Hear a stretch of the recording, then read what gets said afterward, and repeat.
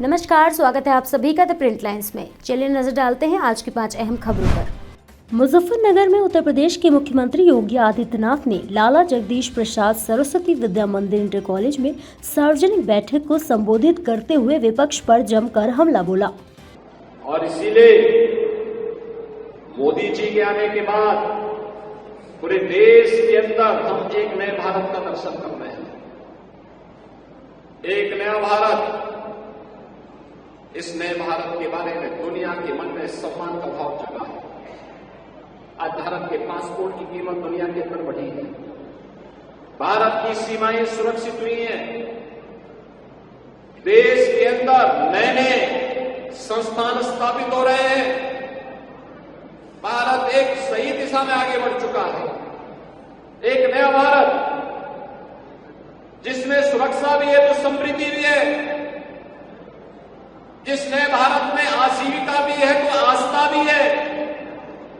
आप सोचो, क्या अयोध्या में राम मंदिर का निर्माण ये सपा बसपा और कांग्रेस के लोग करा पाते क्या? आप में से कितने लोग अयोध्या गए दर्शन करने के लिए? पूरा मुजफ्फरनगर ही जा चुका है। आप मुझे बताइए, अब तो नई अयोध्या के दर्शन हो रहे हैं ना? अब तो अयोध्या अच्छी लग रही है ना? आप सोचो, पिछले 2 महीने के अंदर अयोध्या में 1.5 करोड़ से ज्यादा श्रद्धालुओं ने दर्शन किया और देश के अंदर से अलग अलग क्षेत्रों से, यानी इतनी बड़े पैमाने पे लोग आ रहे हैं और सुगमता से दर्शन हो रहे हैं। सड़कें वहां चौड़ी हो गई, भव्य राम मंदिर का निर्माण हो गया, रामलला विराजमान हो गए। ये तो सब सपना था।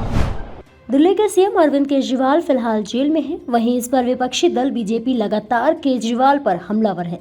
इस बीच अब बीजेपी नेता शाजिया इल्मी की प्रतिक्रिया सामने आई है।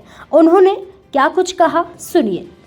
राबड़ी देवी सिंड्रोम का नया अध्याय हम देख रहे हैं। इसका एक न्यू वर्जन इस सिंड्रोम का, और जिस तरह से सुनीता जी सामने आकर आरोपी केजरीवाल जी के बारे में बचाव कर रही हैं, लगता है कि वाकई में फिर वही कहानी रिपीट हो रही है। और सोचिए, इन लोगों को क्या इनके आइडियल्स और आदर्श होते थे। बनना चाहते थे भगत सिंह, बन गए लालू प्रसाद यादव। सोचने वाली बात है। और अगर इनको पता था पैसे कहाँ से गए, कहाँ से आए, तो पहले क्यों नहीं बता रहे हैं? अब फिर खेल कर रहे हैं।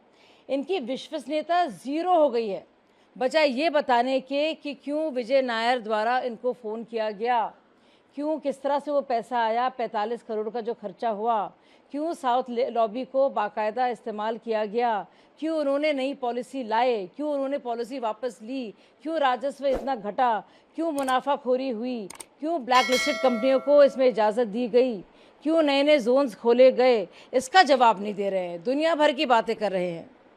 वो पुराना शेर है ना, तू इधर उधर की बात ना कर, तू बता कि कारवां क्यों लुटा।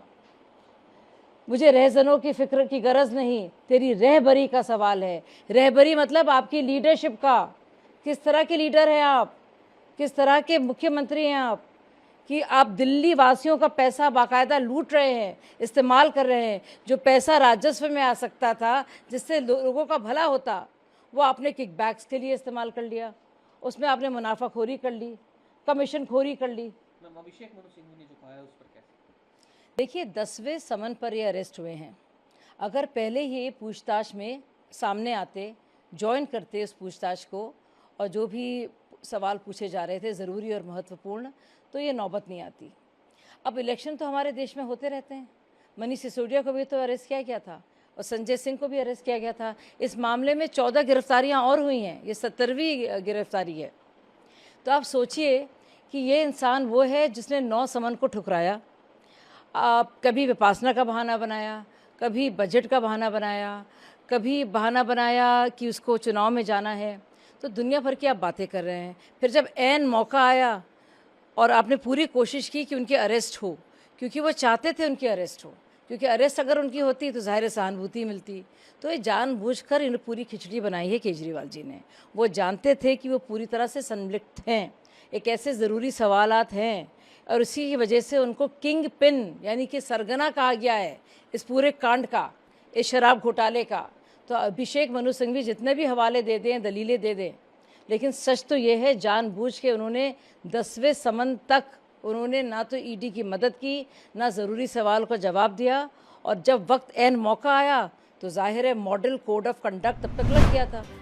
दिल्ली उच्च न्यायालय ने कांग्रेस के खिलाफ 4 साल के पुनर्मूल्यांकन की कार्यवाही के आयकर विभाग के आदेश को चुनौती देने वाली कांग्रेस पार्टी की याचिका खारिज की। इस मामले को लेकर भाजपा नेता शहजाद पूनावाला का बयान सामने आया है। उन्होंने क्या कुछ कहा, आइए सुनते हैं। सत्यमेव जयते। कांग्रेस पार्टी के लगातार झूठ और प्रोपेगेंडा को आज हाईकोर्ट की तरफ से एक और करारा तमाचा मिला है। कांग्रेस पार्टी पहले तो कानून तोड़ती है, जो इनकम टैक्स उनको भरना चाहिए था वो भरती नहीं है, जो करोड़ों रुपए की पेनल्टी उन पर लगी है उसको भरने के बदले जिस प्रकार से कांग्रेस पार्टी कानून तोड़कर अपने आप को कानून और संविधान के ऊपर बताती है, और जब उन्हें चाहे अपीलेट ट्राइब्यूनल में, हाईकोर्ट में या अन्य फोरम्स पे राहत नहीं मिलती है, तब वो उसे वेंडेटा पॉलिटिक्स बताती है। ये कोई पहली बार नहीं है कि हाईकोर्ट ने उनके इस बेतुके और इस प्रोपेगेंडा को जो खारिज करने का काम किया है। कुछ दिन पहले 45 पेज के ऑर्डर में हाईकोर्ट ने यह भी बताया कि कांग्रेस पार्टी ने किस प्रकार से 500 करोड़ से अधिक के डूबियस ट्रांजैक्शंस को अभी तक उसका हवाला नहीं दिया है और उस पर इनकम टैक्स असेसमेंट होना जरूरी है। कांग्रेस पार्टी को यह भी बताया गया हाईकोर्ट के द्वारा कि जब उनके पास पर्याप्त समय था कई वर्षों से, तो वो हाईकोर्ट के पास या किसी अथॉरिटी के पास गए नहीं, सोते रहे, और अब जब रीअसेसमेंट हो रहा है तब वो लोग वेंडेटा चिल्लाते हैं। कोर्ट ने यह भी बताया कि ये अकाउंट्स फ्रोजन नहीं है, और ये जो नैरेटिव कि हमारे अकाउंट्स फ्रीज हो चुके हैं, इसको भी स्पष्ट किया गया है कि उनके अकाउंट पर लीन है। परंतु कांग्रेस पार्टी का एक ही लक्ष्य है कि यदि उनके प्रथम परिवार के अस्तित्व पर या उनके भ्रष्टाचार पर करारी चोट जनता करती है, तो वो लोकतंत्र पर चोट बताते हैं।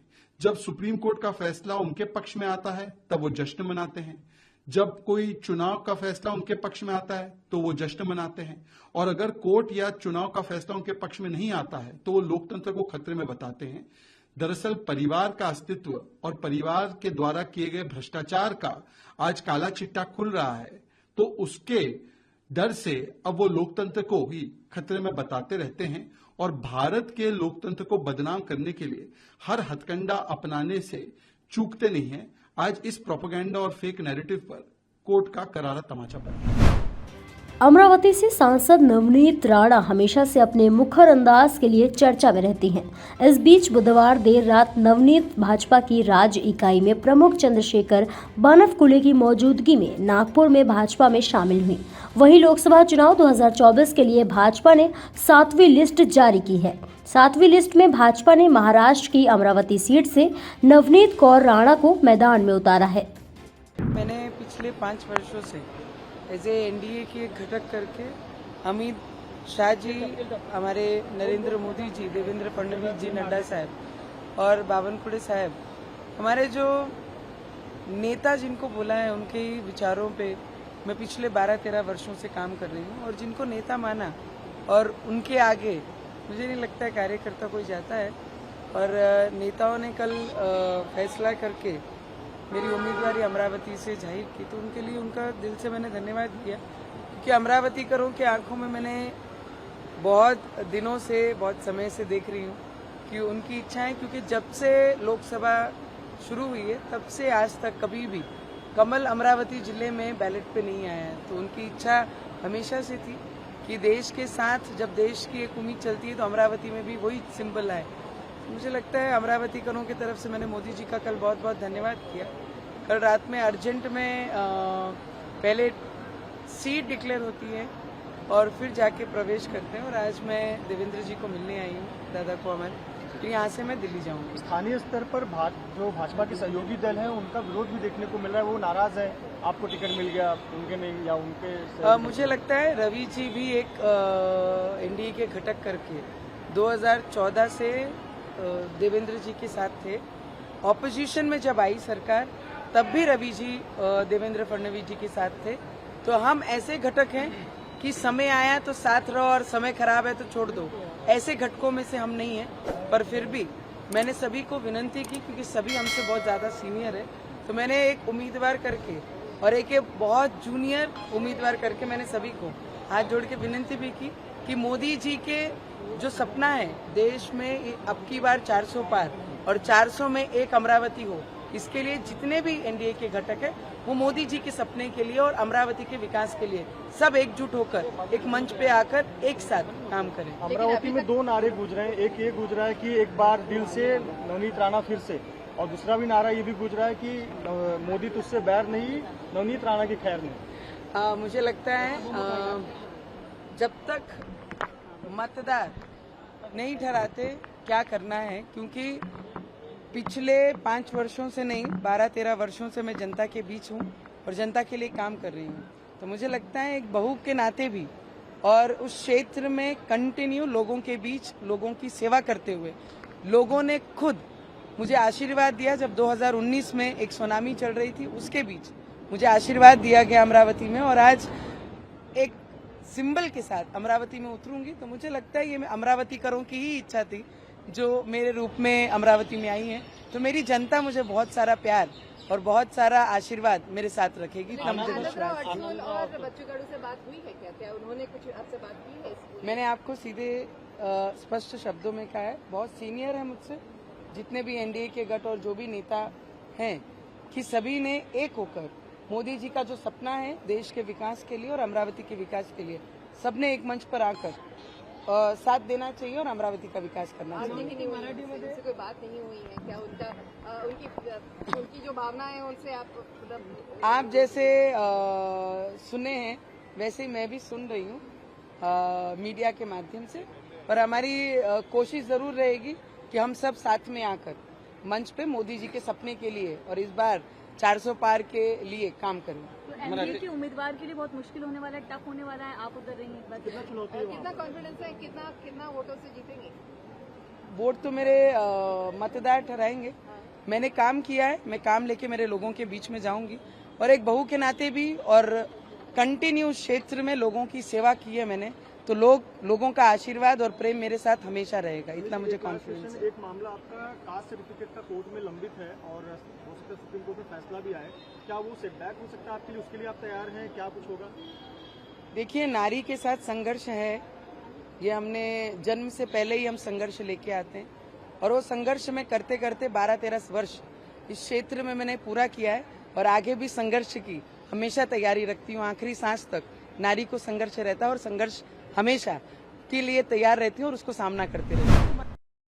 पूरी दुनिया में हीरे के व्यापार के लिए सूरत सबसे बड़ा मार्केट माना जाता है। यहाँ पर रफ डायमंड को घिसकर तराशा जाता है, बाद में पूरी दुनिया में इस डायमंड की बिक्री होती है। लेकिन सूरत के डायमंड व्यापार में अब एक नया ऐसा कल्चर आ गया है जिससे डायमंड व्यापारी काफी परेशान हैं और उन्हें मंदी का डर भी सता रहा है। सूरत के डायमंड व्यापार में पहली बार ई टेंडर के मुताबिक डायमंड को बेचा जा रहा है। डायमंड के व्यापारी अलग अलग एप्लीकेशन के माध्यम से कच्चे हीरे की टेंडरिंग करते हैं, बाद में उसे बेचते हैं। पहले कच्चे हीरे सूरत की गलियों में बेचे जाते थे। अभी 85% जैसा सिस्टम टेंडर सिस्टम से ही रॉ मटेरियल का सेल होता है। तो ये सूरत इंडस्ट्री के लिए नहीं, पर मेरा चौकस मानना है कि जहाँ भी रॉ मटेरियल ट्रेडिंग हो रहा है सब जगह पे ये सिस्टम अभी आ गई है और भारत की कट एंड डायमंड इंडस्ट्री के लिए बहुत घातक रूप है। ऐसे ही और भी खबरों को देखने के लिए बने रहिए द प्रिंट लाइन्स के साथ।